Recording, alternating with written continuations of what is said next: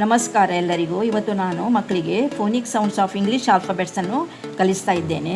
ನೋಡಿ, ಈಗ ನಾವು ಸಣ್ಣದಿರುವಾಗ ನಮಗೆ ಸ್ಪೆಲ್ಲಿಂಗ್ ಮುಖಾಂತರ ಓದಲಿಕ್ಕೆ ಕಲಿಸೋದಿತ್ತು. ಎ ಫಾರ್ ಆ್ಯಪಲ್ ಇದ್ದರೆ APPLE ಅಂತ ನಾವು ವರ್ಡ್ಸನ್ನು ಓದ್ತಿದ್ದೆವು. ಆದರೆ ಈಗ ಇಂಗ್ಲೀಷ್ ಮೀಡಿಯಮಲ್ಲಿ ಈಗಿನ ಕಾಲದಲ್ಲಿ ಏನು ಮಾಡ್ತಾರೆ ಹೇಳಿದರೆ, ಫೋನಿಕ್ ಸೌಂಡ್ಸ್ ಮುಖಾಂತರ ವರ್ಡ್ಸನ್ನು ಅಥವಾ ಸ್ಪೆಲ್ಲಿಂಗನ್ನು ಓದಲಿಕ್ಕೆ ಕಲಿಸ್ತಾರೆ. ಇವತ್ತು ನಾನು ಫೋನಿಕ್ ಸೌಂಡ್ಸನ್ನು ಕಲಿಸ್ತಾ ಇದ್ದೇನೆ.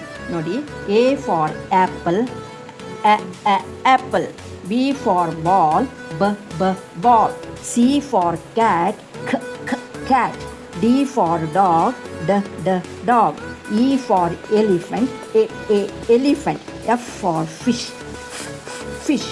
G for girl, girl. H for hat, hat. I for igloo, igloo.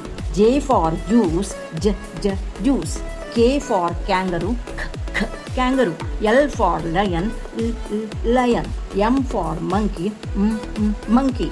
N for nose, nose. O for octopus, octopus. P for pen, pen. Q for queen, queen. R for ring, ring.